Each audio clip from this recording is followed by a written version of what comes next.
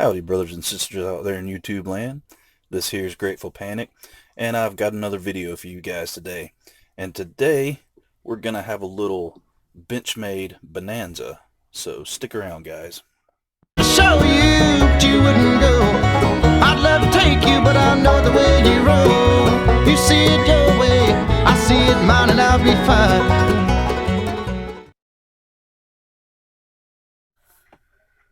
Alright, guys, so like I said, we're going to have a little buffet of Benchmades going on tonight. And since I was fortunate enough to have all three of these guys in hand at the same time, I figured what better way to appreciate them than kind of do a side by side and check them all out at once. And before we do that, let's go ahead and get this panic dump out of the way and let you guys take a look at what I was carrying today. So along with this freak right here, I was also carrying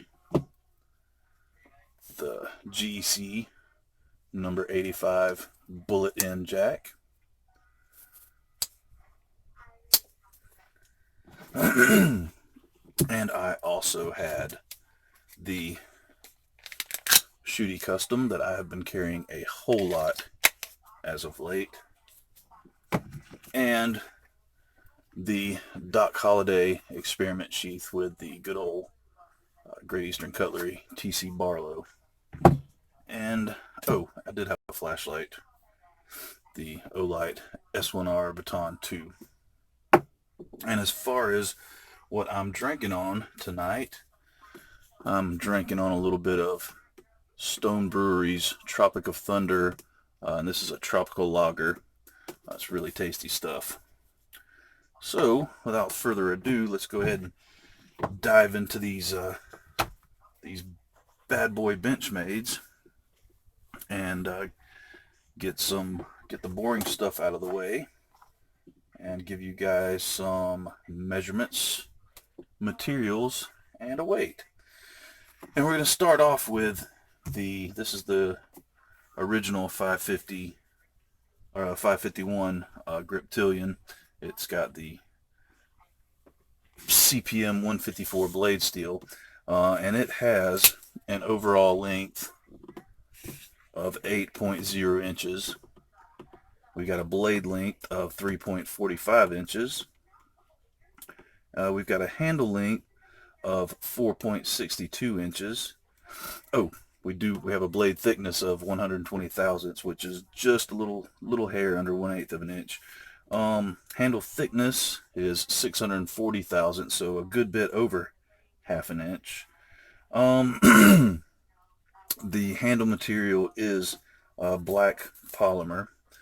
We've got black coated hardware all the way around, including the pocket clip, which is tip up right hand or left hand, so that's good for you lefties. We've got a modified drop point blade in CPM 154, and it is a saber grind, a flat saber grind. Let's see here. Let's go ahead and get a weight on it.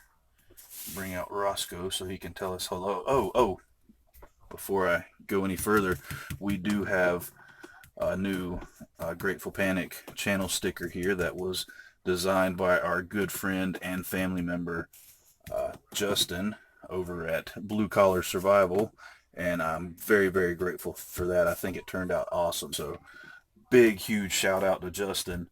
Thank you, brother. I really appreciate it. And Roscoe's going to tell us hello and then tell us how much this knife weighs. And we are looking at 110.3 grams, which is 3.89 ounces, and the research or the information I'm getting off the internet says 3.82, which is not very far off. Alright, let's go ahead and get some specs on these two freaks. So this is the original Freek, the original 560 Freek. And on this guy, we're looking at an overall length of 8.46 inches. We got a blade length of 3.60 inches, and we have a blade thickness also, same as the grip, of 120 thousandths. It is a drop point blade, and they're telling me, I don't really see it or feel it. I guess, yeah, a slight little bit there. This is a hollow ground blade. The handle length is 4.86 inches, and the handle thickness is 650 thousandths. So again, a good bit thicker than half an inch. So it's a pretty burly handle. The handle material again is a polymer material, but it's got a rubber coating on it. But this gray part right here, you can feel the plasticky polymer. We got black coated hardware all the way around, including the pocket clip, which again on this is tip up, left hand or right hand. The blade steel is S30V on this guy, and it does have quite a bit different blade shape than the Griptillian does. Let's go ahead and get a weight, and it's going to be with the lanyard, but shouldn't make much difference. Looking at 3.83 ounces, which converts to 109.1 grams. And the dimensions are going to be pretty identical between the two Freeks. Again, an overall length of 8.46 inches, a blade length of 3.6 inches. This one has a slightly thinner blade stock. This is only 110 thousandths, so 10 thousandths thinner than both the Griptillian and the original Freek. Excuse me. It's again a drop point blade with a hollow grind. We have a handle length of 4.86 inches and a handle thickness, which again is a little bit narrower than the original Freek. It's 620 thousandths, so it's still, a good bit thicker than half an inch. Materials wise, we have a black and gray G10 handle scales with I guess you would call it a red G10 liner, which I think looks pretty cool. You also got these nice red barrel spacers there, which I think look really super cool. They kind of got a polished finish to them, almost like a gloss paint. The blade is a black coated, and I like the coating on this. It's a nice flat black. It doesn't have that glossy black coating like some knives have. And this is an M4 blade steel. Let's get a weight on this guy. And weight wise, we're looking at 122.1 grams or 4.3 ounces. So a little bit heavier than the original Freek. And now I'm not really gonna compare these guys as to which is better. This is more of a functionality type deal, and this is just my opinion, but the Griptillian, which if you can find the original one in 154 cm, it's going to be around $84 from what I've seen is kind of the closeout price on them. And like I said, if you can find them. So to me, and they're going to continue the other Griptillians and the different handle materials and in the upgraded blade steel, but this one is going to be no longer. But to me, this is a good, I guess, budgety, get your foot in the door type Benchmade. And I mean, it's rugged as all get out.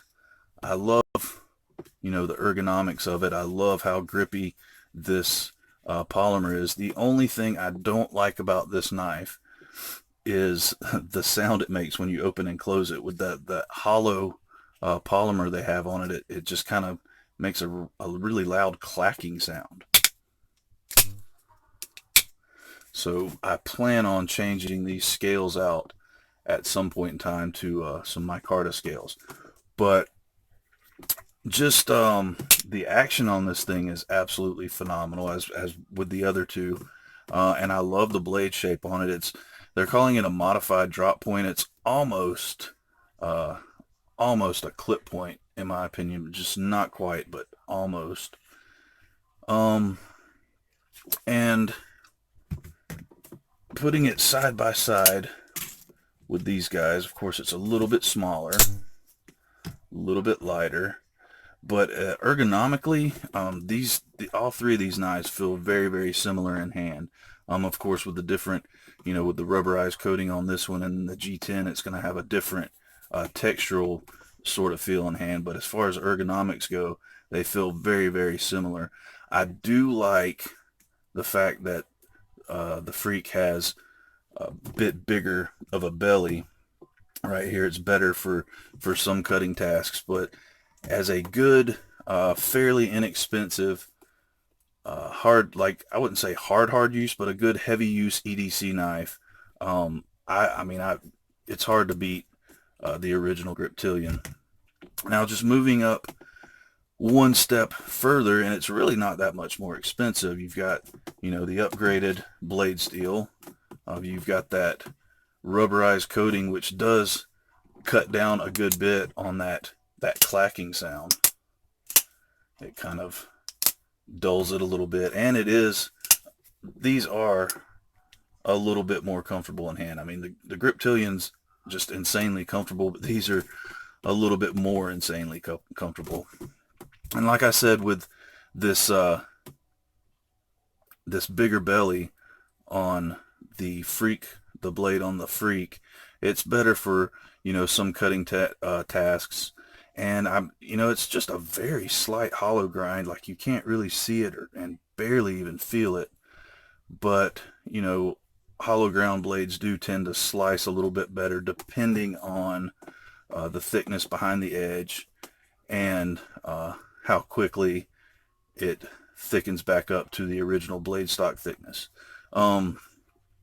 I do prefer, I don't know why, but I do prefer the clip on the Griptillian over the clip on the Freeks, but I mean, that's not a big deal, and you can always kind of mix and match your clips and get different ones from Benchmade for free of charge.